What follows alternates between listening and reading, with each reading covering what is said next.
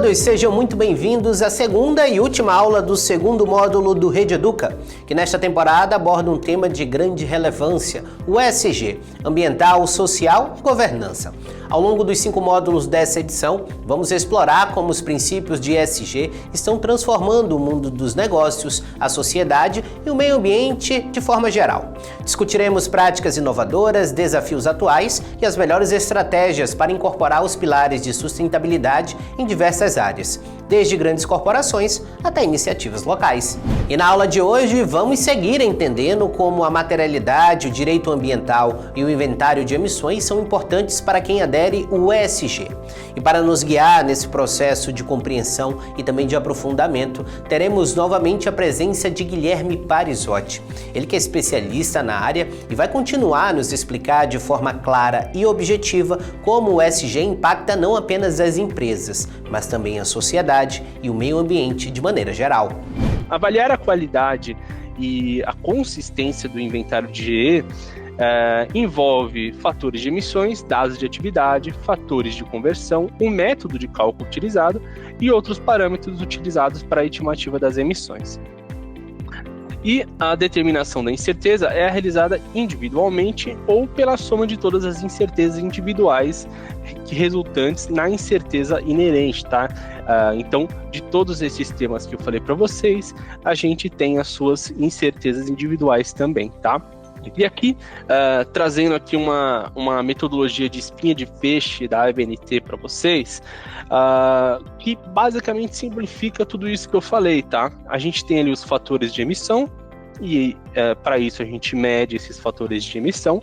A gente tem os dados das atividades, e aí nesses dados das atividades vão ocorrer diversas coisas no meio do caminho, né? O arredondamento de certos números, a calibração, a medição. Os fatores de conversão também têm que ser medidos e os métodos de cálculo que envolvem lançamento de resultado e arredondamento. Tudo isso compõe as emissões da fonte, tá? Então, nesse meio do caminho aqui, a gente tem vários números aqui que vão se modificando, tá? Por conta dos fatores já citados.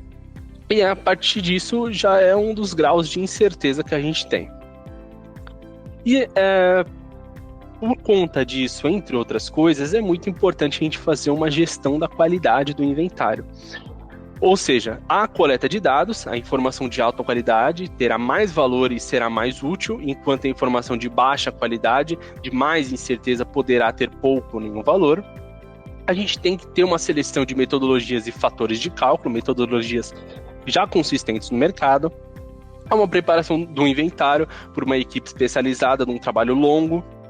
Há uma implementação de gestão da qualidade para assegurar que o inventário seja compatível com os princípios do GHG Protocol. Então, se a gente conseguir fazer uma auditoria externa, é de suma importância para a gente ter o valor final mais aderente, tá? A gente tem sistemas de gestão, né, software de gestão para olhar para esses fatores, o que nos ajuda a contabilizar. Sempre importante prevenir e corrigir erros. Se a gente vê no meio do caminho se tem algum tipo de erro ou algum tipo de prevenção que a gente possa fazer, faça. E identificar áreas onde os investimentos irão resultar em melhorias significativas da qualidade do inventário. A partir da forma como a gente gera o inventário, a gente consegue ver de onde que está vindo mais a maior quantidade de emissões. E aí a gente consegue agir para reduzir essas emissões e até de forma criativa, né, pensar em inovações para isso. Há também o gerenciamento de como os dados são obtidos e processados para garantir a qualidade do inventário, documentar e arquivar os registros pertinentes ao inventário, incluindo as atividades de gestão da informação, e assegurar a coerência com o uso futuro do inventário e garantir a rastreabilidade dos dados utilizados, importante para a verificação de terceira parte, tá? Então, fundamentalmente, se une com um argumento, com essa colocação que eu coloquei, que eu mencionei para vocês. Então, resumindo novamente aqui, a gente tem aqui um sistema de gestão da qualidade do inventário. A gente cria uma equipe encarregada da qualidade do inventário, desenvolve um plano de gestão de qualidade, efetua a verificação da qualidade genérica, efetua a verificação específica da qualidade, revê as estimativas e comunicações finais do inventário institucionaliza elos de feedback formais para cada área em relação a prazo, em relação a números, em relação a como esses dados estão sendo medidos e também repassados. E há no final o relatório, um documento, um arquivo com todo esse inventário, tá, pessoal? E a verificação do inventário, ela deve ser realizada por terceira parte independente, justamente para a gente não ter conflito de interesses, comparar o inventário com as determinações da ABNT e as especificações do GHG Protocol, e investigar a qualidade da informação, ou seja, a qualidade da estrutura adotada, a caracterização e alocação das fontes de emissões consideradas, a qualidade dos fatores de emissão, metodologias, dados e suas aplicações para o cálculo das emissões. Tá? Tudo isso deve ser feito por uma auditoria externa, independente, para a gente não gerar dúvidas da idoneidade daqueles dados e daquele relatório. Tá? E como mencionei para vocês, nesse caminho todo, as incertezas inerentes ao negócio, tá? Inerentes ao inventário de emissões.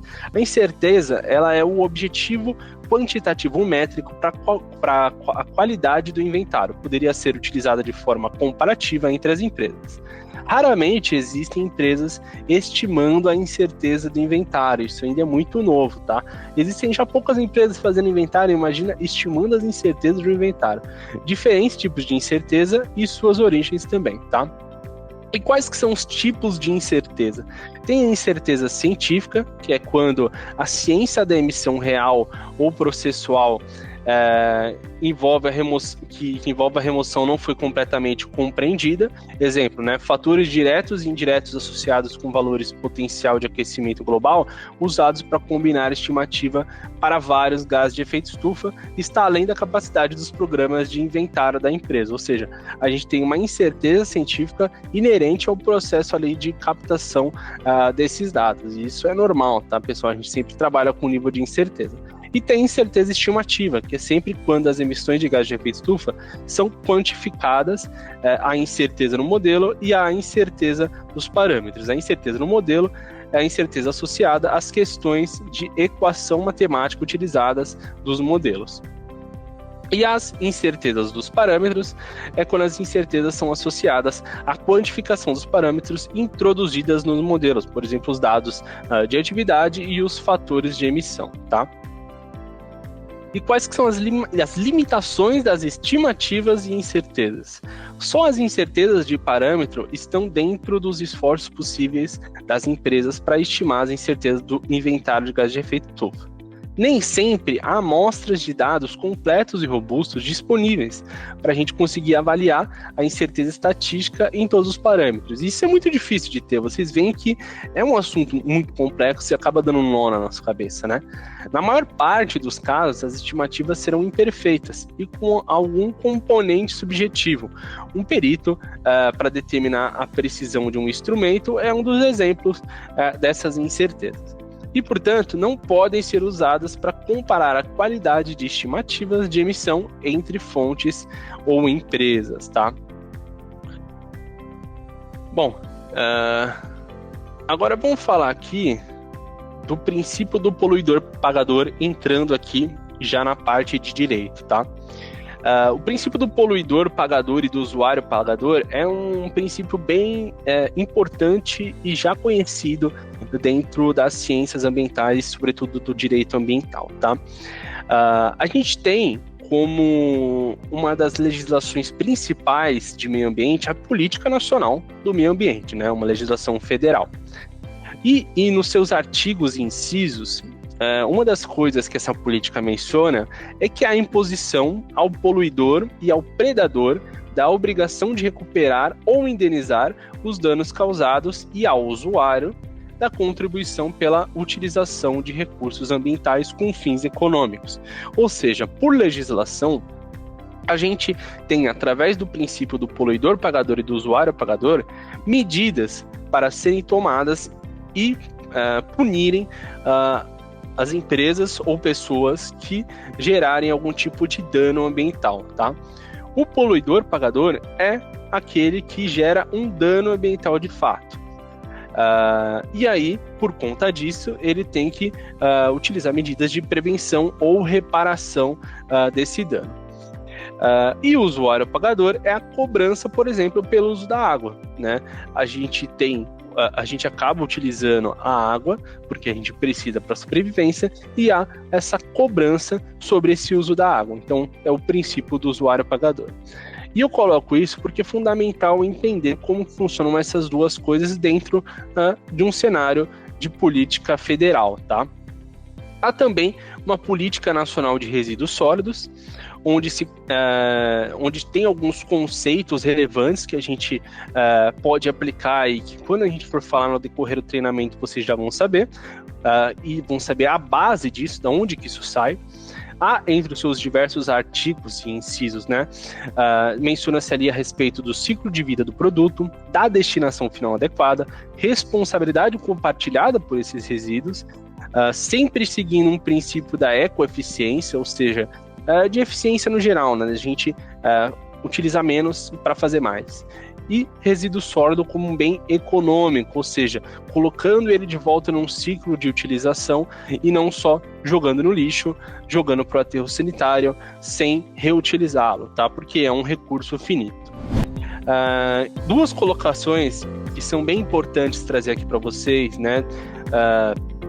E que são colocadas na Política Nacional de Resíduos Sólidos a ecoeficiência mediante a compatibilização entre o fornecimento a preços competitivos de bens e serviços qualificados que satisfaçam as necessidades humanas e tragam qualidade de vida e a redução do impacto ambiental e do consumo de recursos naturais, a um nível, no mínimo, equivalente à capacidade de sustentação estimada no planeta. Ecoeficiência está falando basicamente aqui para a gente de desenvolvimento sustentável, ou seja, da capacidade da gente utilizar aquele recurso sem prejudicar a mesma utilização das gerações futuras. Então esse é o princípio fundamental da ecoeficiência.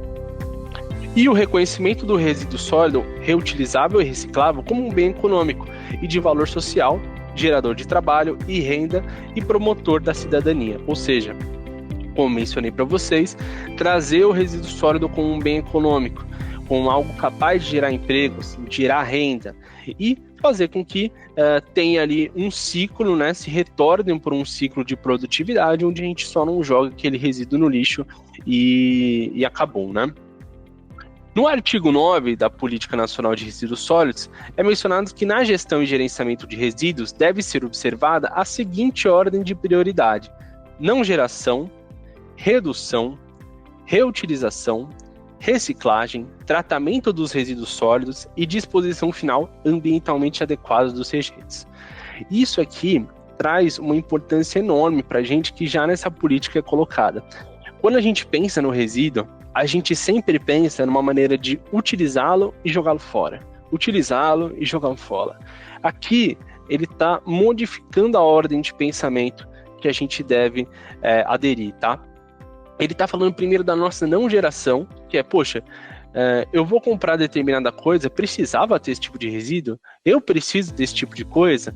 Ou seja, já começa por aí, já é a não geração. A redução da utilização, a reutilização e por aí vai. Só depois de todas essas etapas é que a gente fala, poxa, não tem o que se fazer com isso, vamos descartar de forma ambientalmente adequada. Isso aqui é uma mudança de paradigma, tá, pessoal? Sutil, mas é uma mudança de paradigma, porque a nossa tendência não é pensar na não geração, não é pensar na reutilização, é a gente utilizar o resíduo e jogá-lo fora. E aí, com base nisso, a gente vai vendo a degradação do planeta. E um conceito importante para trazer para vocês é que disposição final é diferente de destinação, tá? A disposição final ambientalmente adequada é a distribuição ordenada de rejeitos e aterros, observando normas específicas operacionais de modo a evitar danos ou riscos à saúde pública ou à segurança e amenizar os impactos ambientais adversos. A gente também tem aqui dentro do ESG o nosso conceito de materialidade, tá? E aqui prometo para vocês que vai facilitar um pouco a vida, já é um caminho mais fácil da gente discutir, tá? Os temas materiais, dentro da perspectiva de ESG, são aqueles que refletem os impactos mais significativos de uma organização na economia, no meio ambiente e nas pessoas, inclusive nos direitos humanos. Portanto, temas materiais é um sinônimo para impactos. que a empresa gera, sejam impactos positivos ou negativos, sejam impactos diretos ou indiretos. Um impacto positivo é, por exemplo, uma melhora na educação. Se a minha empresa ela faz programas de educação compartilhada, ela está trazendo ali um impacto social positivo, tá? E um impacto negativo é, por exemplo, degradação ambiental, tá? Impacto é um conceito que mede que é medido à base de duas coisas, tá? A chance dele se concretizar vezes a magnitude do impacto. É basicamente a mesma forma como a gente vai ver que acontece com risco, tá? Então, a gente sempre, para fazer essa conta de qual que é meu impacto mais importante, né? Meu impacto que eu tenho que tomar mais cuidado aqui, que eu tenho que olhar como um tema material mais importante. Eu faço essa conta de, qual que é a magnitude do evento, caso ele ocorra, e qual que é a chance dele se concretizar. Vamos trazer para um exemplo prático aqui para vocês. Eu vou contabilizar o impacto de um desastre ambiental com uma barragem. Vou analisar ambientalmente aquela barragem e vou ver a chance daquela barragem de ela acabar sendo destruída, tá? Qual que é a chance de se concretizar? Aí vou analisar diversos dados de muitas áreas possíveis, vou falar, a chance de se concretizar é 3.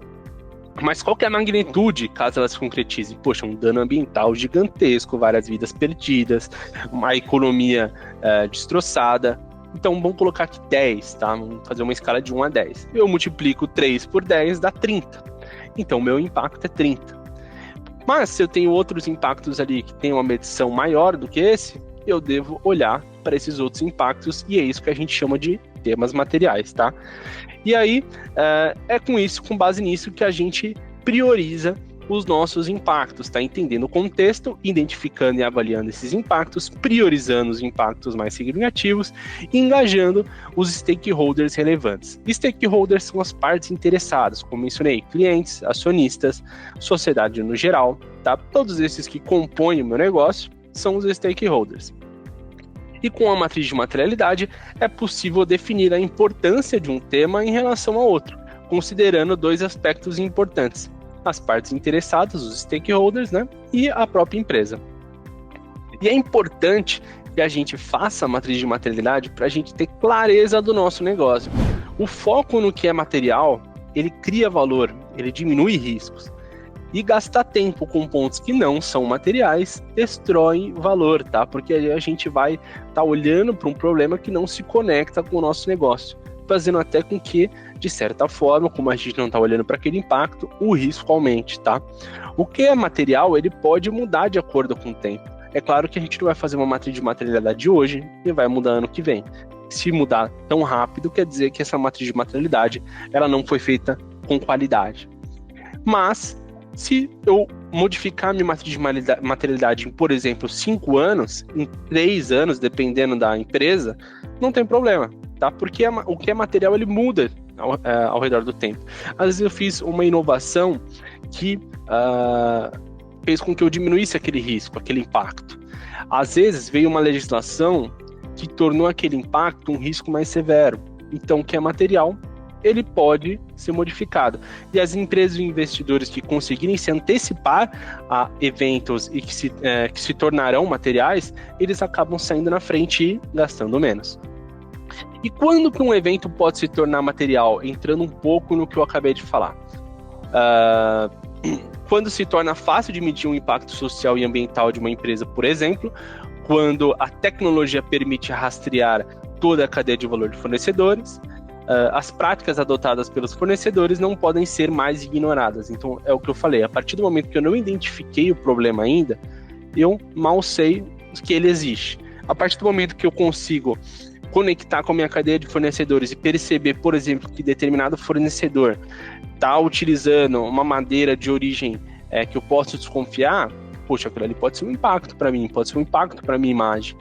Então, a partir daí, eu mudo a minha materialidade. Outro exemplo, quando ONGs e imprensa começam a falar muito de determinado assunto e esse assunto ganha apoio político, quando as empresas encontram dificuldades em fazer e seguir determinadas leis ou normas, ou quando essas leis ou normas se modificam, e quando um novo produto ou serviço são desenvolvidos trazendo impactos ambientais ou sociais mais positivos em comparação com produtos e serviços já existentes, fazendo com que a minha empresa seja obrigada a se modelar, se modificar para se manter eficiente e atendendo ao mercado, tá? E aí, trazendo aqui para vocês, no próximo slide, como que é gerada essa matriz de materialidade, tá? Que eu acho isso aqui fantástico. Primeiro, vamos falar aqui sobre a dupla materialidade. A dupla materialidade, eu acho que vale aqui como um curso de ESG mencionar para vocês, como um adendo, tá?